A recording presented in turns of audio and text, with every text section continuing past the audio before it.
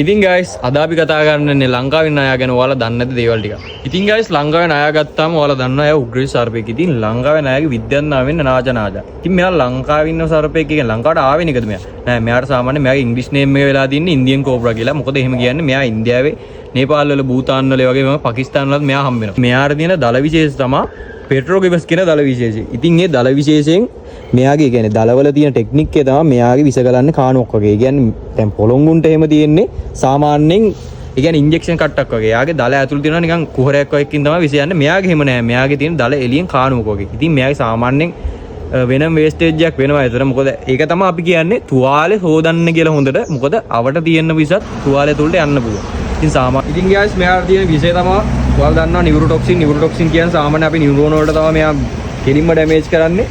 ඉතින් ඊළඟට මෙයා අපේ ලිවර් ෆන්ක්ෂන් ෆේල් කරනවා. ඒතකොට කිඩ්නි වල තියෙන ෆන්ක්ෂන් එක ෆේල් කරනවා. ඉතින් ඒ වගේ දේවලුත් වෙනවා. මම ඔයාලා දන්නවනේ බිත්තර 12 37 සංඛ්‍යාවක් තමයි දාන්නේ සාමාන්‍යයෙන් ගෑන් සතා එක රකින්න දවස් 60ක් වෙනවා. ඒ කියන්නේ සාමාන්‍යයෙන් බිත්තර හැච්චෙනකම්ම ගෑන් සතා එයාව මේ බිත්තර රකින්න. ඉතින් පිරිමි සතු සාමාන්‍යයෙන් සෝජාති භක්ෂණය කරන කියන්නේ කැනබලිසම් අපි ඒකට කියන්නේ. ඉතින් ඒක කරන ඉඳ සාමාන්‍යයෙන් ඔය බිත්තර වලින් එන පැටව කනවා. ඉතින් අනිවාර්යෙන් මෙයා සා ඉලපිලිගොල්ලෝ යන්නේ හැමෝම මේ කියන්නේ කරවල්ලෝ එතකොට කිං කෝබ්‍රා අනුන් මෙවුන් ඔක්කොම වෙන සර්පයෝ කනවා. මේ සයිස් එකේ සත්තු හැන්ඩල් ගන්න පොඩ්ඩක් අමාරුයි. මේ වයස සාමාන්‍යයෙන් කියන්නේ මෙයා සාමාන්‍ය කොටයිනේ. ඉතින් මෙයාව හැන්ඩල් ගන්න ලේසි නෑ. සාමාන්‍ය පොඩ්ඩක් දන්න තරුණ වයසේදී පොඩ්ඩක් හැමෝම දඟයි. ඉතින් ඒ ඉන්න මෙයාව පොඩ්ඩක් හැන්ඩල් කරගන්න අමාරුයි මේ වයසේදී.